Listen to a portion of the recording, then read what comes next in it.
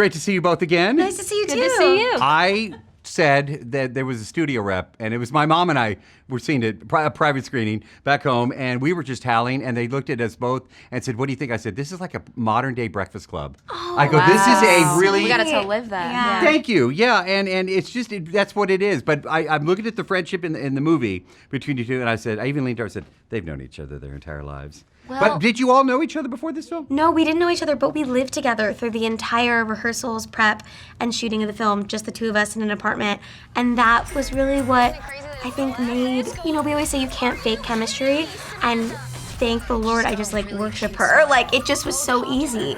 Yeah. And it was so fun. We had the best time. And we agreed to living together 20 minutes into knowing each other, which just is insane to do. You two are just amazing. Okay, there's some pretty wild scenes in this film. Yes. But is there, without giving anything away, is there a scene in particular that was the craziest to film? Oh, yeah. Well, there's a fantasy sequence that I'm a part of that is really stylized and very specific, and I had to learn a lot to do it.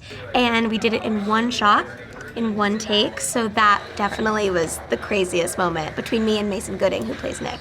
I would say there is an underwater moment for my character, and that was, I think that was the crazy. It's it was so nothing beautiful. was too crazy on set. Everything was just super easy, or scenes that seemed scary or we were worried about ended up being seamless and fun. The craziest day of my life was working with Lisa Kudrow. I will say that. That was Yes. a pretty insane moment Yes. for Day of my both life. of us. 2 days. And the Mandarin, too. We have to learn Mandarin for this movie. What is the that's right. Yep. What is the magic of this story? I think it's celebrating a true female friendship where the girls are obsessed with each other, they build each other up, and they're so truly brilliant. And the comedy comes from their intellect and their love for each other. It's a really positive comedy. It's not about bringing each other down, it's about literally raising each other up every minute, constantly. And I think it's the story of two girls that really kind of learn from each other in the end. That's what I love, is my character ends up learning something that Kaitlyn's character has had all along, and vice versa.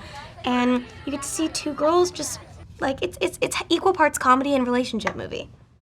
I just want to say it's great to see you again. Likewise. We've met before. Yes. I saw this movie with my mom. I love that. She's a rock and roll mom. People watching know my mom. And she was laughing. I was Really? laughing. Yes! It was a great bonding experience. That's awesome. And when we walked out, she looked at me, she's like, that's kind of like a Breakfast Club, but modern day. Whoa. There's a review for Can we you. put that on the poster? Do it. Directorial debut, fantastic work. Thank you. What made you decide to do this as your first film, behind the camera? Honestly, because of movies like Breakfast Club. I mean, those are the movies that made me want to make movies. They made me want to be in this business. So now that it was time for me to finally kind of take the helm and to direct my first feature, I wanted to make the movie that I love to watch.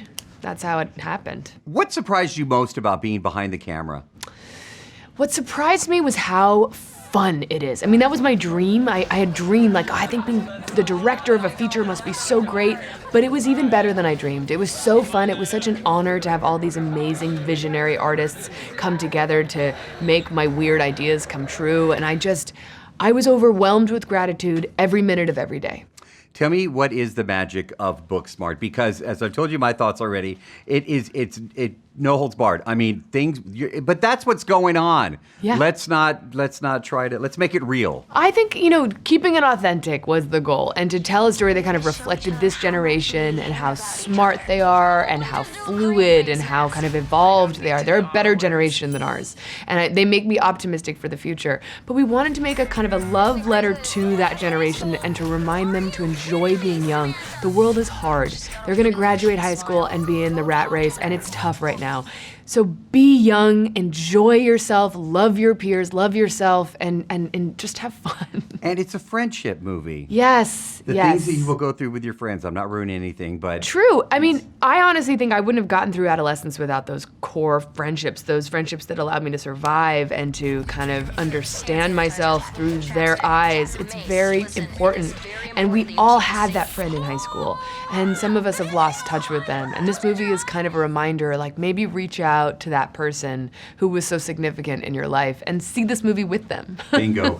Do we get more directors credits from Olivia Wilde. Do Yes, we get more? I We hope do. So. I want to see hope more. so. Yeah, I'm hooked, and I'm glad you want to see more because I hope to be making many, many more soon.